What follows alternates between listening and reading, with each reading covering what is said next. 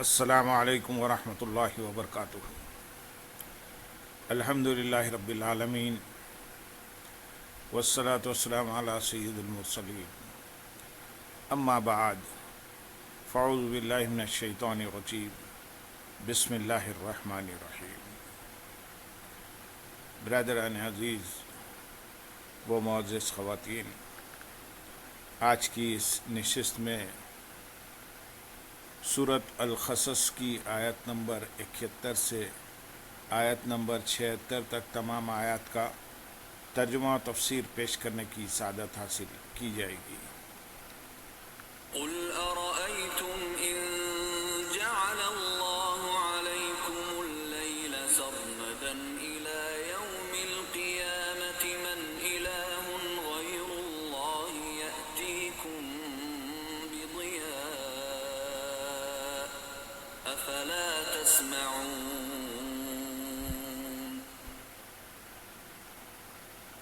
قل أرأيتم إن جعل الله عليكم النهار سرمدا إلى يوم القيامة من إله غير الله يأتيكم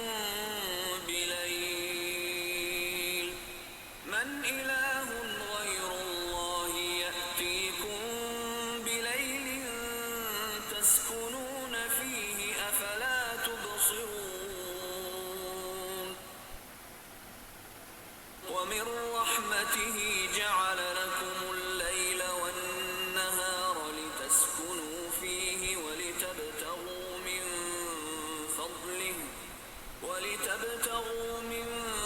فضله ولعلكم تشكرون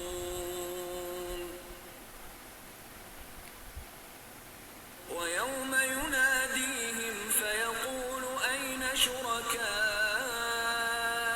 الذين كنتم تزعمون ونزعنا من كل أمة شهيدا فقلنا هاتوا برهانكم فعلموا أن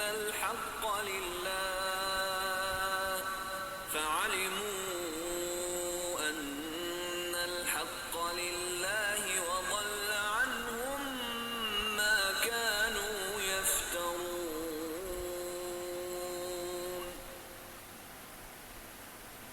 إن قارون كان من قوم موسى فبغى عليهم وآتيناه من الكنوز ما إن مفاتحه لتنوء بالعصبة أولي القوة إذ قال له قومه لا تفرح إن الله لا يحب الفرحين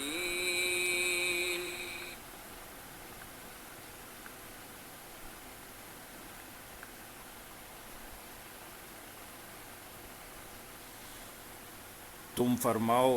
بھلا دیکھو کہ اگر اللہ تم پر قیامت تک ہمیشہ رات ہی بنا دے تو اللہ کے سوا کون دوسرا معبود ہے جو تمہارے پاس روشنی لائے گا؟ تو کیا تم سنتے نہیں؟ ارشاد فرمایا کہ اے حبیب صلی اللہ علیہ وسلم، آپ مکے والوں سے فرما دیں تم مجھے اس بات کا جواب دو کہ اگر اللہ تعالیٰ سورج کو طلوع ہونے سے روک کر اسے بے نور کر کے تم پر قیامت تک ہمیشہ رات ہی رکھے اور دن نکالے ہی نہیں جس میں تم اپنی معاشی سرگرمیاں انجام دے سکو، تو اللہ تعالیٰ کے سوا کون دوسرا معبود ہے جو یہ قدرت رکھتا ہو کہ تمہارے پاس دن کی روشنی لے آئے؟ تو کیا تم اس کلام کو ہوش کے کانوں سے سنتے نہیں اور اس میں غور و فکر نہیں کرتے تاکہ تم پر اللہ تعالیٰ کی قدرت واضح ہو جائے اور تم شرک سے باز آ کر اس کی وحدانیت پر ایمان لے آؤ۔ آیت نمبر 72 میں ارشاد ہے، تم فرماؤ بھلا دیکھو کہ اگر اللہ قیامت تک ہمیشہ دن ہی بنا دے تو اللہ کے سوا اور کون معبود ہے جو تمہارے پاس رات لے آئے جس میں تم آرام کرو، تو کیا تم دیکھتے نہیں؟ یعنی اے حبیب صلی اللہ علیہ وسلم، آپ مکے والوں سے یہ بھی فرما دیں، تم مجھے یہ بتاؤ کہ اگر اللہ تعالیٰ سورج کو آسمان کے درمیان روک کر قیامت تک ہمیشہ دن ہی رکھے اور رات ہونے ہی نہ دے، تو اللہ تعالیٰ کے سوا اور کون معبود ہے جو یہ قدرت رکھتا ہو کہ وہ تمہارے پاس رات لے آئے جس میں تم آرام کر سکو، اور دن میں جو کام اور محنت کی تھی اس کی تھکن دور کر سکو؟ تو کیا تم دیکھتے نہیں کہ تم کتنی بڑی غلطی میں ہو جو اس کے ساتھ دوسروں کو شریک کرتے ہو، اور تمہیں چاہیے کہ اپنی غلطی کا احساس کر کے اس سے باز آ جائے۔ آیت نمبر 73 میں ارشاد ہے، اور اس نے اپنی رحمت سے تمہارے لیے رات اور دن بنائے کہ رات میں آرام کرو اور دن میں اس کا فضل تلاش کرو، اور تاکہ تم اس کا شکر ادا کرو۔ ارشاد فرمایا کہ اے لوگو، اللہ تعالیٰ نے اپنی رحمت سے تمہارے لیے رات اور دن بنائے تاکہ تم رات میں آرام کرو، اپنے بدنوں کو راحت پہنچاؤ اور دن بھر کی محنت و مشقت سے ہونے والی تھکن دور کرو، اور دن میں روزی تلاش کرو جو کہ اللہ تعالیٰ کا فضل ہے، اور تم اپنی معاشی و کاروباری سرگرمیاں انجام دو، اور تم پر یہ رحمت فرمانے کی حکمت یہ کہ تم اس کی وجہ سے اپنے اوپر اللہ تعالیٰ کا حق مانو،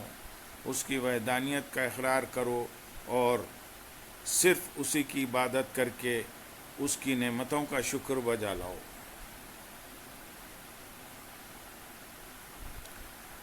آیت نمبر 74 میں ارشاد ہے، اور یاد کرو جس دن اللہ انہیں ندا کرے گا تو فرمائے گا، کہاں ہیں میرے وہ شریک جنہیں تم میرا شریک سمجھتے تھے؟ یہاں سے مشرکین کا اخروی حال بیان کیا جا رہا ہے۔ چنانچہ ارشاد فرمایا کہ اے حبیب صلی اللہ علیہ وسلم، آپ وہ دن یاد کریں جس دن اللہ تعالیٰ ان مشرکوں کو ندا کرے گا تو وہ فرمائے گا، اے مشرکو جنہیں تم دنیا میں میرا شریک سمجھتے تھے وہ کہاں ہیں، تاکہ آج کے دن وہ تمہیں نجات دیں اور عذاب سے تمہیں چھٹکارا دلائیں۔ یہ ندا سن کر کفار کے غم میں اور اضافہ ہو جائے گا۔ آیت نمبر 75 میں ارشاد ہے، اور ہم ہر امت میں سے ایک گواہ نکالیں گے، پھر فرمائیں گے اپنی دلیل لاؤ، تو وہ جان لیں گے کہ حق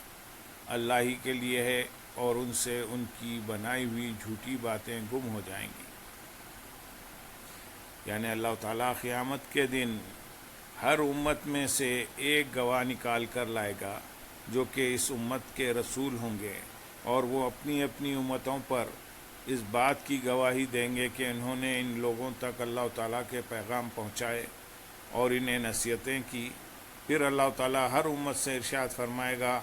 دنیا میں شرک اور رسولوں کی مخالفت کرنا جو تمہارا شیوا تھا، اس کے صحیح ہونے پر تمہارے پاس جو دلیل ہے وہ پیش کرو،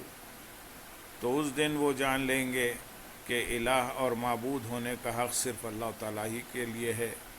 اور اس میں اللہ تعالیٰ کا کوئی شریک نہیں، اور دنیا میں جو وہ اللہ تعالیٰ کے ساتھ شریک ٹھہرا کر اور ان شریکوں کو اپنی شفاعت کرنے والا بتا کر جھوٹی باتیں بناتے تھے، ان کی یہ سب باتیں ضائع ہو جائیں گی۔ آیت نمبر 76 میں ارشاد ہے، بے شک قارون موسیٰ کی قوم سے تھا، پھر اس نے قوم پر زیادتی کی، اور ہم نے اس کو اتنے خزانے دیے جن کی کنجیاں اٹھانا ایک طاقتور جماعت پر بھاری تھی۔ جب اس سے اس کی قوم نے کہا، اتراؤ نہیں، بے شک اللہ اترانے والوں کو پسند نہیں کرتا۔ اس سے پہلے آیت نمبر 60 میں کفار مکہ سے فرمایا گیا تھا کہ تمہیں جو چیز دی گئی ہے وہ صرف دنیاوی زندگی کا سامان اور اس کی زینت ہے، اور اب یہاں سے بیان فرمایا جا رہا ہے کہ قارون کو بھی دنیاوی زندگی کا سامان دیا گیا اور اس نے اس پر غرور کیا تو وہ بھی فرعون کی طرح عذاب سے نہ بچ سکا۔ تو اے مشرکو، تم قارون اور فرعون سے زیادہ مال اور تعداد نہیں رکھتے، اور فرعون کو اس کے لشکر و مال نے عذاب سے بچنے میں کوئی فائدہ نہ دیا۔ اسی طرح قارون کو حضرت موسیٰ علیہ السلام سے رشتہ داری اور اس کے کثیر خزانوں نے کوئی نفع نہ دیا، تو تم کس چیز کے بھروسے پر رسول کریم صلی اللہ علیہ وسلم کو جھٹلا رہے اور ان پر ایمان لانے سے منہ موڑ رہے ہو؟ یاد رکھو، اگر تم بھی اپنی روش سے باز نہ آئے تو تمہارا انجام بھی فرعون اور قارون سے مختلف نہ ہوگا۔ یہاں اس آیت اور اس کے بعد والی آیت کی مناسبت سے قارون کا مختصر تعارف، اس کے خزانوں کا حال اور اس کی روش ملاحظہ ہو۔ چنانچہ مفسرین فرماتے ہیں کہ قارون حضرت موسیٰ علیہ السلام کے چچا یسبر کا بیٹا تھا۔ انتہائی خوبصورت اور حسین شکل کا آدمی تھا، اسی لیے اسے منور کہتے تھے۔ بنی اسرائیل میں توریت کا سب سے بہتر قاری تھا۔ ناداری کے زمانے میں نہایت عاجزی کرنے والا اور با اخلاق تھا۔ دولت ہاتھ آتے ہی اس کا حال تبدیل ہوا اور یہ بھی سامری کی طرح منافق ہو گیا۔ کہا گیا ہے کہ فرعون نے اسے بنی اسرائیل پر حاکم بنا دیا تھا۔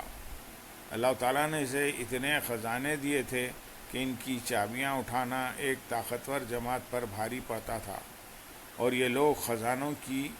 وزنی چابیاں اٹھا کر تھک جایا کرتے تھے۔ جب قارون سوار ہو کر نکلتا تو کئی خچروں پر اس کے خزانوں کی چابیاں لادی جاتی تھی۔ جب اس سے بنی اسرائیل کے مومن حضرات نے کہا، اے قارون، تم اپنے مال کی کثرت پر اتراؤ نہیں، بے شک اللہ تعالیٰ اترانے والوں کو پسند نہیں کرتا،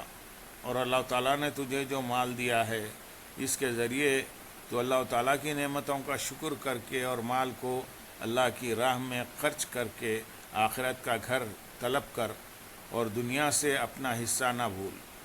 بلکہ دنیا میں آخرت کے لیے عمل کر تاکہ تو عذاب سے نجات پائے، کیونکہ دنیا میں انسان کا حقیقی حصہ یہ ہے کہ وہ صدقہ اور صلہ رحمی وغیرہ کے ذریعے آخرت کے لیے عمل کرے،